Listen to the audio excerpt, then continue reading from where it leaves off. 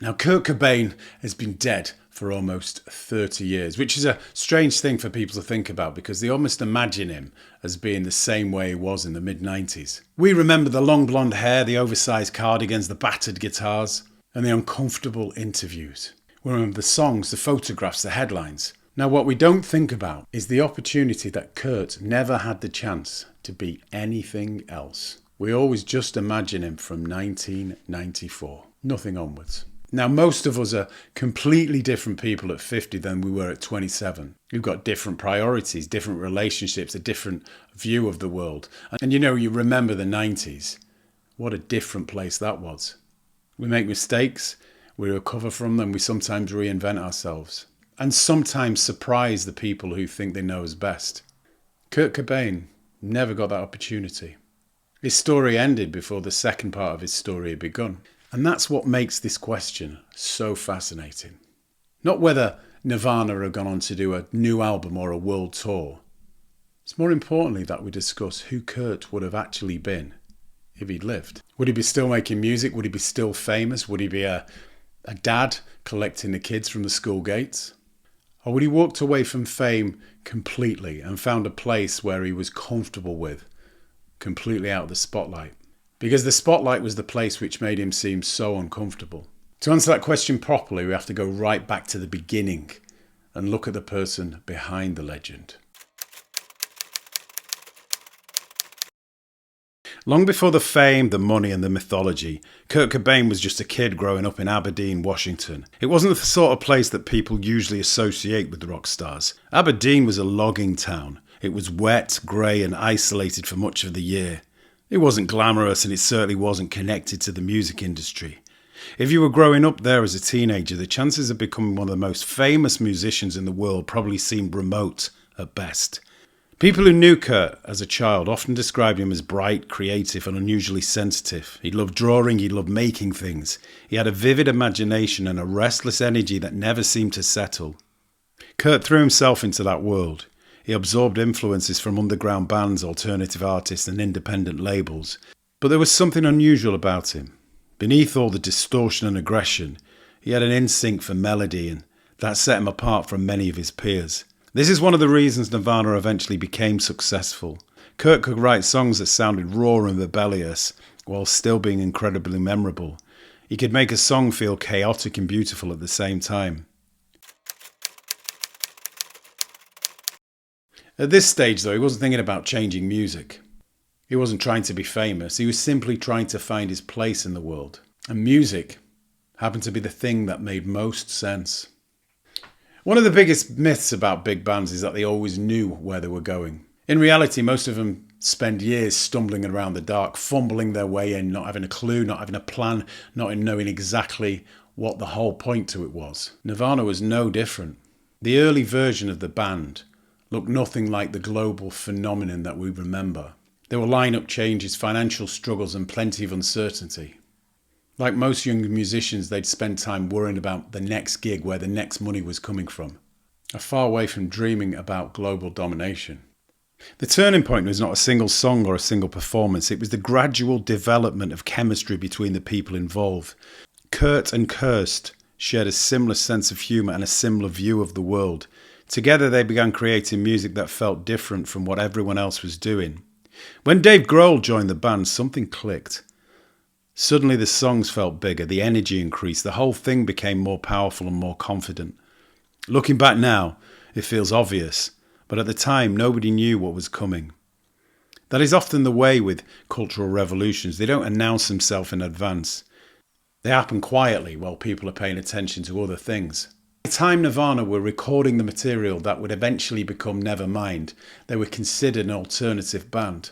Yeah, they were respected in certain circles, but nobody expected them to become the biggest band in the world, least of all Kurt.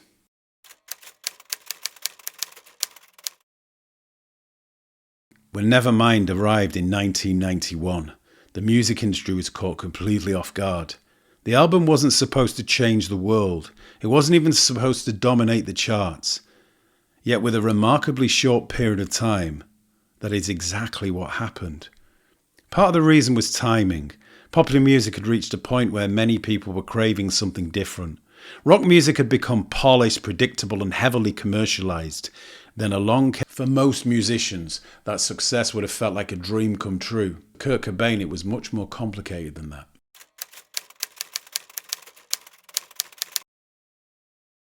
Because while millions were discovering him, he was realizing that fame came at a cost. That authenticity mattered. People believed him because he didn't seem interested in selling himself. He wasn't trying to be a celebrity. He wasn't carefully protecting his image. If anything, he actually seemed irritated by the entire process. Looking back now, it feels like it was the last era where musicians were genuinely changing actual culture. After Kurt, the world became more connected, but also became more fragmented. Fame still existed, but it had started to look different. Now, this is one of the reasons why his story continues to resonate. He wasn't simply a successful musician. He became a symbol of something much larger than himself. I wish sometimes I could just enjoy the simple things in life, and just forget about everything else. The strange thing about Kurt Cobain is that he clearly wanted his music to reach people, yet he seemed deeply uncomfortable with what happened once it did. Success brought opportunities, but it also brought attention. Every interview was analysed, every relationship became public, and every personal struggle became a topic for conversation. The private life he once had slowly disappeared. For somebody who valued authenticity, that must have felt exhausting. The more famous he became, the more people projected their own ideas onto him. Some saw him as a spokesman for a generation, others saw him as a tortured genius. Some treated him like a hero, while others treated him like a cautionary tale. Very few people seemed interested in allowing him to be simply a person. The pressure followed him everywhere. The irony is, his sensitivity, honesty, and self-awareness created extraordinary music, but they also made him vulnerable to the pressures that came with success.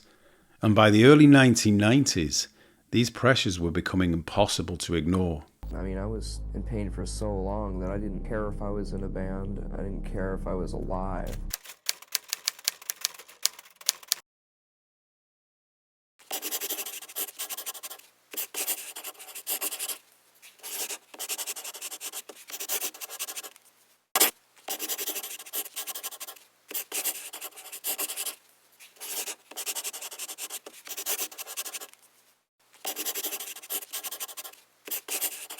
Now, by the time Nirvana were becoming the biggest band in the world, his private life was attracting nearly as much attention. His relationship with Courtney Love quickly became one of the most talked about topics in popular culture.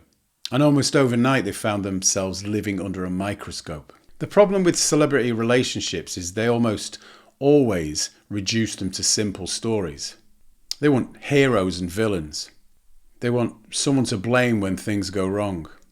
They were both talented, ambitious, complicated people dealing with enormous pressures. Both struggled with addiction. Both were constantly being judged by the media. Both seemed to attract controversy wherever they went. It was a relationship that fascinated people because it felt unpredictable. But behind the headlines, they were two human beings trying to navigate circumstances that would have tested anyone. Then Frances Bean was born. When people talk about Kurt Cobain, they often focus on the music, the addiction, or the tragedy. But fatherhood may have been the most important thing that ever happened to him. Looking at photographs from that period, you can see moments where the public image disappears completely. He doesn't look like a rock star. He looks like a young father holding his daughter. This is one of the reasons the question of what might have happened if he'd have lived remains so compelling. Because fatherhood has ways of changing people, priority shifts. The things that once seemed important start to look different. The future suddenly matters in a way that it never did before. We'll never know whether that would have been enough to change the course of Kurt's life, but it's difficult to imagine that Frances wouldn't have played a huge role in whatever happened next. One of the biggest mistakes people make when talking about Kurt Cobain is romanticizing his addictions. I'm lucky I had beer and wine. Kurt had heroin. There's a tendency to link suffering with creativity, as though the drugs fueled the music. It makes for a dramatic story, but it isn't really true. Addiction didn't make Kurt Cobain brilliant. The talent was already there. What addiction did was slowly take his life. Kurt struggled with a number of issues throughout his adult years. There were reports of chronic stomach pains, periods of depression, difficulties coping with fame, and the constant pressure that came with being one of the most recognizable musicians on the planet. Heroin became a way of escaping these feelings, but like so many people before him, he eventually found that the thing he was using to escape had become another prison. This is the tragedy of addiction. It often begins as a solution and ends up a problem far bigger than the one it was supposed to solve. People watching from the outside could still see flashes of the person they admired. He could still perform, he could still write songs, he could still be funny, thoughtful and creative. But underneath the surface, the situation was becoming increasingly difficult. Friends became worried, bandmates became worried, family members became worried. There were attempts to help him, interventions and conversations about treatment. The people closer to him could see what was happening, even if they didn't always know how to stop it. And the more famous he became, the harder it was to separate the real person from the public image. The final months of Kurt Cobain's life have been analysed more than almost any other period in modern music history. Books have been written about it, documentaries have been made, and endless theories have been discussed. What stands out when you strip all of this away is not mystery, it's sadness. In early 1994, Kurt appeared exhausted. There are ongoing concerns about his health, addictions, and the general state of his mind. The pressures that had been building for years seemed to be converging all at once. From the outside, Nirvana was simply hugely successful. They had achieved more than most bands could ever dream of. Yet success and happiness are not the same thing. And there's little evidence that fame and money brought him the peace that he always craved. In March 1994, there was an overdose in Rome. Whether it was intentional or accidental, it had been debated for years. But what is clear is that the people around him became increasingly concerned. Attempts were made to encourage treatment and recovery. There were moments when it seemed possible that things might turn around. This is one of the hardest parts of the story. When we look back now, we know it ends. The people living through it didn't. For them, there was still hope. When Kurt Cobain died in April 1994, something unusual happened. His life stopped, but his image didn't. Most people continue evolving through their lives. They change careers, change opinions, change where they live. Kurt never got that opportunity. Instead, he became frozen in time. The photographs remained the same. He remained the same. The stories stayed the same. The image stayed the same. And because of that, generations of people have continued to see him exactly the same as he was in 1994. It's difficult to think of any other artist whose images have remained so fixed. We can imagine older versions of Paul McCartney, Bruce Springsteen, and various other people because, well, we've seen them age. We saw different stages of their lives unfold. With Kurt, there's only one version, the young version, the unfinished version. And this is perhaps why people continue to feel a strong connection with him, not only because of who he was, but because of who he never had the chance to become. One of the reasons Kurt's death continues to fascinate people is because he became part of something that already existed long before him. Over the years, music fans began to notice a strange pattern. Some of the most talented and influential musicians in history seemed to die at exactly the same age. By the time Kurt died, names such as Jimi Hendrix, Janis Joplin, Jim Morrison and Brian Jones had already become associated with what people later called the 27 Club. Years afterwards, Amy Winehouse would join that list. People often treat it like a mystery, but the reality is probably far more human than supernatural. 27 is often the age when young artists collide with the consequences of everything they'd spent years chasing. The dream has happened, the fame is real, the money is real, the pressure is real. Suddenly, they are no longer trying to become somebody, they have become somebody. And now they have to live with all the complications that success brings. For some people, that's incredibly difficult. What makes Kurt's story so tragic is that 27 is still very young. Most people are only just beginning to understand themselves at that age. Most people haven't even reached the second half of their lives. When Kurt died, we lost the person he was in 1994. What we never got to see was the person he might have become. And that, more than anything, is what makes the question at the centre of this documentary so fascinating. Now let's imagine something different. Imagine if the treatments had worked. Imagine if the interventions had been successful. Imagine Kurt survives 1994. Now, at first, life would probably have been difficult. Recovery is never as simple as people like to imagine. There would have been setbacks, frustrations, and difficult days. He would have still had to deal with the same pressures, the same memories, the same responsibilities. But for the first time in many years, there would have been the possibility of something different. Time to recover, time to step away, time to figure out who he was outside Nirvana. Now, one of the biggest assumptions that people say is that Kurt would have carried on as he was before, but I don't agree with that. In fact, I think there's a really good chance he would have disappeared from public life for a while. Not forever, just long enough to breathe. Imagine a world where Kurt Cobain spends later on in the 90s largely out of the public eye. No world tours, no endless interviews, no pressure to be the voice of a generation. Just a man trying to recover, raise his daughter, and work out what he wanted the second half of his life to look like. This version of the story feels entirely possible. And if that had happened, the next chapter of his life would look completely different from what people might have imagined. If Kurt Cobain had survived, one of the first questions people would have asked is, would have Nirvana survived today? I don't think so. At least, not in the way people imagine. By 1994, Nirvana had become far bigger than just a band. They had become a cultural movement. Every album release was an event.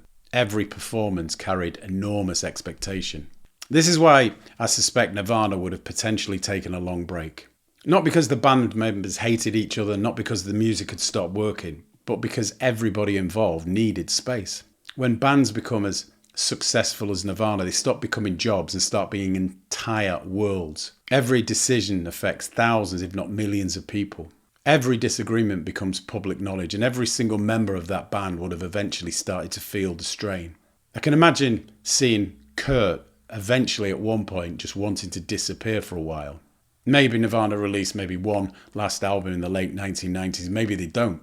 Maybe the break lasts 5 years. Maybe it lasts 20. But the one thing I struggle is Nirvana continuing to carry on exactly the way they were.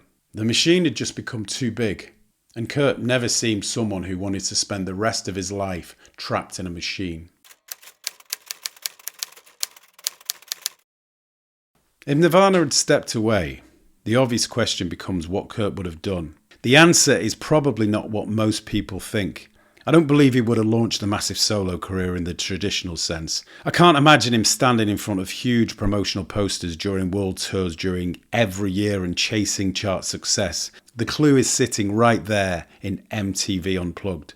When people see that performance today, they often see a different side of Kurt. The aggression is still there, but it then sits alongside this vulnerability, warmth, and an obvious love of the music itself. The performance feels less like a rock star and more like an artist. If he'd have lived, I think that's the direction he would have moved more towards, the kind of solo, live acoustic performances. Laid back, stripped back, a bit like the man himself. Some albums might have been brilliant, some albums might have confused people, some albums might have even flopped. I suspect Kurt would have been actually quite happy with that. The version of Kurt Cobain that exists in people's minds is permanently 27 years old. We all know the image, the blonde hair hanging across his face, the oversized cardigan, the tired eyes, the cigarette, the beat-up guitar. But Kurt Cobain would be 58 years old today. 58. Well, I'm nearly 52, so he would have been slightly older than me. And that's older than most people realise. We don't think about our heroes growing old. David Bowie disappeared out of the limelight and we never really saw him old. We always saw a version of him. And like most stars who've died, like Kurt Cobain, we have one image in our mind. And the truth is, he probably wouldn't have looked anything like the person we see in the posters. The hair may have gone thin, certainly greyer. The face would have looked older. Well, that's aging for you. Someone sitting quietly in a coffee shop, sketching in a notebook, wearing old clothes and minding his own business. And the funny thing is, I suspect he would have loved that, because one of the things Kurt seemed to struggle with most was being recognised everywhere he went. When people imagine Kurt surviving, they often imagine him frozen in the same role forever. Rock star, frontman icon, but it doesn't really work like that. People change, priorities change. The things that matter at 27 are rarely the same things that matter at 58. Francis Bean would have grown up. He would have watched to become an adult. He may even have become a grandfather by now. That sounds strange because we are so used to thinking of Kurt as young, but had he survived, he would have experienced all the ordinary movements that make up life. Birthdays, Christmases, family holidays, arguments, reconciliations, watching people he loved get older, watching himself get older. And perhaps this is the version of Kurt people rarely think about.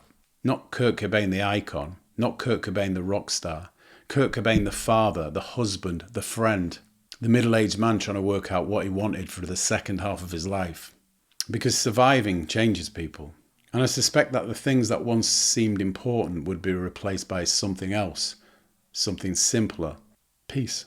Now, what would he actually be doing? This is the question that sits centre of everything.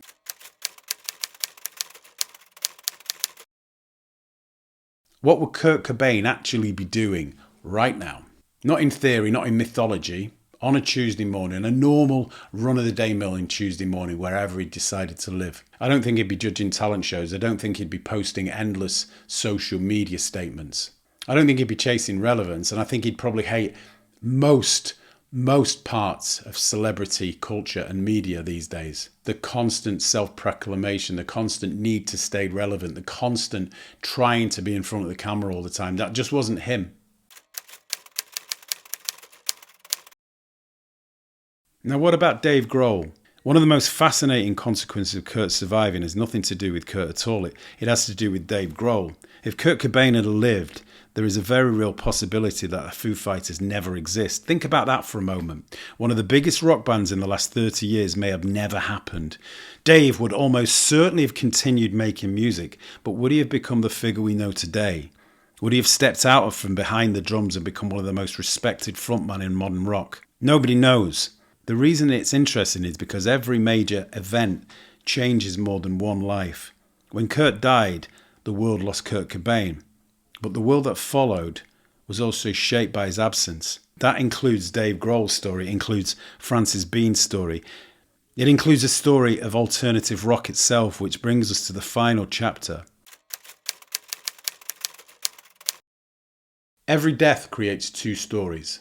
The first one that happened, the second one that never did. Most of the time we never think about the second one because we never see it. But with Kurt Cobain, the second one is impossible to ignore. There's a version where Kurt gets clean. There's a version where he watches his daughter grow up. There's another version where he becomes his grandfather. There's a million other versions we could consider. A version where he makes strange records, steps away from public life and occasionally returns with something unexpected. A version where Nirvana reunites one final time. A version where the pain eventually becomes manageable. And maybe that version of Kurt would have been happier. Maybe he wouldn't. Maybe he still would have struggled. Maybe he would have struggled for the rest of his whole life. Maybe he would have carried that sadness through his whole life but never taken his own life like his friends Chris Cornell and Chester Bennington. But one thing is certain, he definitely wouldn't have been the same person. None of us are we? And somewhere out there exists an entire second life that never happened. A life where Kurt Cobain got old, discovered who he really was and finally found some peace away from the noise. And perhaps that's the version of Kurt Cobain that people really, really wanted to see.